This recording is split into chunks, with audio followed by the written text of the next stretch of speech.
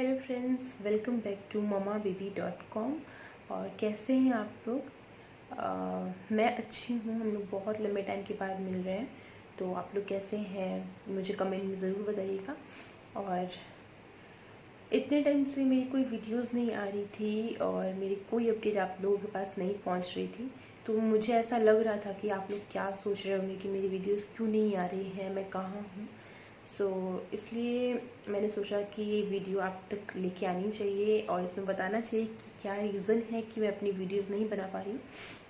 तो ऐसा इसलिए हो रहा है क्योंकि मैं पिछले 1 महीने से अपने घर पे हुई ही नहीं, अपने मम्मी के घर पे हूँ। और इसलिए वहाँ पर हूँ क्योंकि मेरी मम्मी को जो स्पाइनल कोड होता है उसमें इंजरी आ गई है, फ्रैक्चर हो गया है, जिस वजह से वो ना तो हिल पाती हैं और डॉक्टर ने उनको बिल्कुल ही बेड रेस्ट दिया हुआ है, फुली बेड रेस्ट। और वो अपने काम भी खुद नहीं कर पाती हैं, वॉशरूम नहीं जा पाती हैं, करवट भी नहीं ले पाती हैं एक्चुअली। सो वो टोटली बेड रेस्ट पे हैं, तो उनको मेरी ज़रूरत थी, तो मैं वहाँ गई हूँ और उनकी हेल्प करने के लिए। तो प्लीज़ आप लोग भगवान जी से प्रेयर करो कि मेरी मम्मी जल्दी ठीक हो जाए। तो अभी 2 दिन के लिए मैं अपने घर पे आई हुई थी। मैंने सोचा कि इसी में टाइम निकाल के और एक वीडियो बनाती हूँ और आप लोगों को बताती हूँ कि मैं क्यों नहीं अपनी अपडेट दे पा रही हूँ, वीडियोस नहीं कर पा रही हूँ। तो ये इसका रीज़न था। भगवान करे मेरी मम्मी जल्दी से ठीक हो जाए और बस वो चलने लगे, क्योंकि उनको ऑल टाइम बेड पे देख के ना अच्छा नहीं लगता है। जल्दी से वो ठीक हो जाए। यही रीज़न था।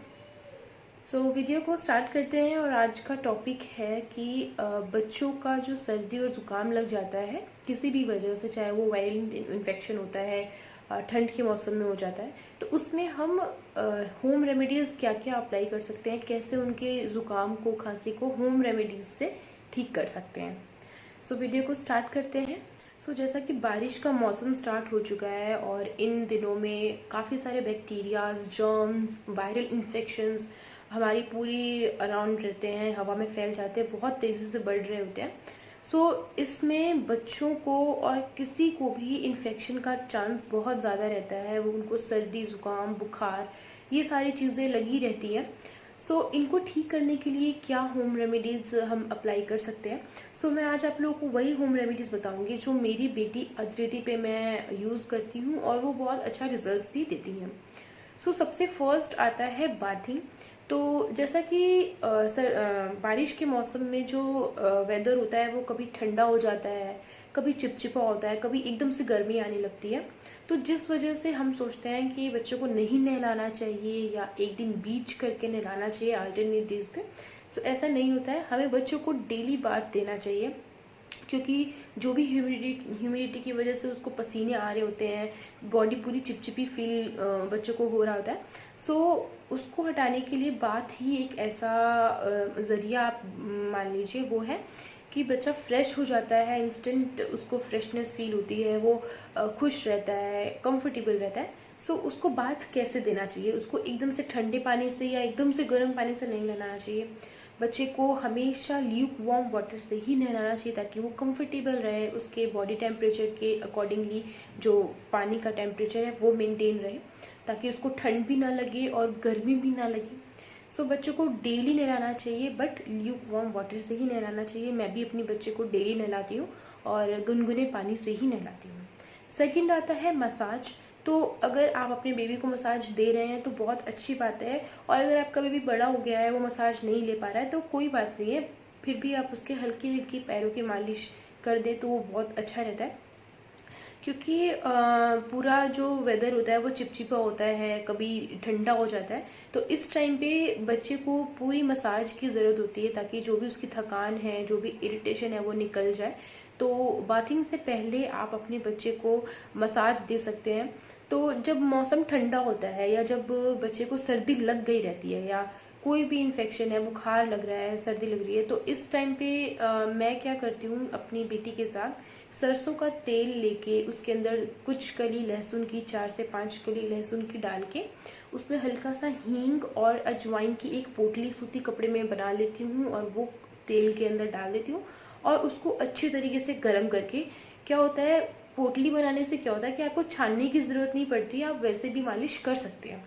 तो अगर आपको पोटली बनानी है कपड़े की तो वो बना लीजिए, या फिर आप डायरेक्टली कटोरी में ही हींग और जो अजवाइन होती है उसको डाल के और उबाल सकते हैं, गरम कर सकते हैं तेल को, और उसके बाद उसे स्ट्रेन करके और अलग कंटेनर में डाल के और उससे फिर मसाज कर सकते हैं।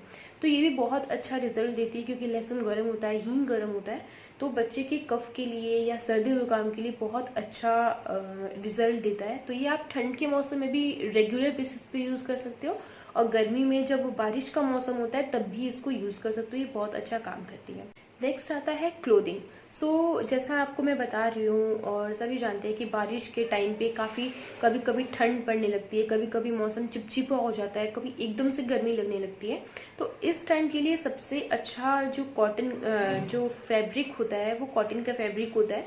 आप कॉटन का कोई भी कपड़ा, आप उसको फुल स्लीव्स पहनाइए, हाफ स्लीव्स पहनाइए, बट उसको कॉटन का पहनाइए, वो काफ़ी ज़्यादा बॉडी फ्रेंडली होता है। वो बहुत अच्छा रहता है। और हल्के कपड़े पहनाइए, ऐसा नहीं कि एकदम से उसको 2-3 लेयर कर देना है या हैवी कपड़ा कुछ पहना लेना है, ऐसा नहीं है। आप 2 लेयर ही करें तो वो काफ़ी रहता है। अंदर एक टी शर्ट कोई सी पहना दो, ऊपर से कुछ पहना दो, तो वो सही रहता है कि जब मौसम ठंडा रहे तो आपका बच्चा सही है, 2 लेयर है तो उसको ठंड नहीं लगेगी। बट जैसे ही गर्मी लगती तो आप ऊपर से कपड़ा हटा देंगे तो भी बच्चा ठीक रहता है, कंफर्टेबल रहता है। ये तो हो गया क्लोथिंग कि हमें किस तरीके के कपड़े पहनाने चाहिए। एक बात और कि जब भी शाम का टाइम होता है या आप किसी ऐसे प्लेस में हैं जहां मच्छरों का टाइम है, मस्कीटोज का टाइम चल रहा है, तो आप बच्चों को फुल स्लीव्स के कपड़े ही पहना के लेके जाइए, या फिर बच्चों को जो मस्कीटो प्रोटेक्टर होते हैं जैसे ओडोमॉस हो गया या रोल ऑन हो गया, तो ये आप लगा सकते हैं। मैं अपने बच्चे के लिए रोल ऑन यूज़ करती हूँ और वो बहुत अच्छा रिजल्ट देता है जब से मैं यूज़ कर रही हूँ। तो उसको आप 4 जगह लगा सकते हैं, एक यहाँ कंधे पे लगा दिया, एक इस कंधे पे लगा दिया, दोनों घुटनों पे लगा दिया, जो बच्चे के मुंह से बहुत दूर भी है, बच्चे छू नहीं सकते हैं और ये दिखता भी नहीं है, तो अच्छा काम करता है। तो आप ये भी कर सकते हैं। नेक्स्ट आता है बच्चे को भाप देना चाहिए जब भी उसको सर्दी कफ है, या फीवर में तो नहीं, क्योंकि फीवर में वैसे ही बॉडी इतनी हीट होती है, लेकिन उसको जब सर्दी होती है, कफ हो रहा होता है अंदर, तो आप क्या कर सकते हैं, स्टीम बच्चे को दे सकते हैं। तो अगर बच्चा बहुत छोटा है तो उसको हम डायरेक्टली पतीले के पास नहीं बैठा सकते हैं, या स्टीमर लगाएंगे तो हो सकता है उसको कोई प्रॉब्लम हो जाए। तो आप क्या कर सकते हैं, टॉयलेट में गीजर लगा होता है वॉशरूम में, आप कुछ देर के लिए वो गर्म पानी खोल सकते हैं। जब पूरे वॉशरूम में अच्छे से भाप बन जाए तो आप उसे 5 से 6 मिनट के लिए, 7 मिनट के लिए आप लेके उसे खुद से बैठ सकते हैं। तो उससे बच्चे को अच्छी स्टीम मिलती है और उसमें काफ़ी रिलीफ भी मिलता है। तो ये भी आप कर सकते हैं। आगे आता है कि हमें कौन कौन से होम रेमेडीज अप्लाई करनी चाहिए।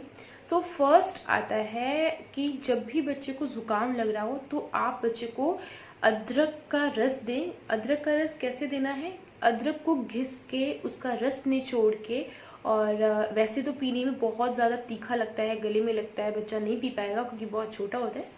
उसको आप शहद में मिला के 1 चम्मच या आधा चम्मच, अगर बच्चा छोटा है तो उसमें मिलाकर और आप डायरेक्टली दे सकते हैं।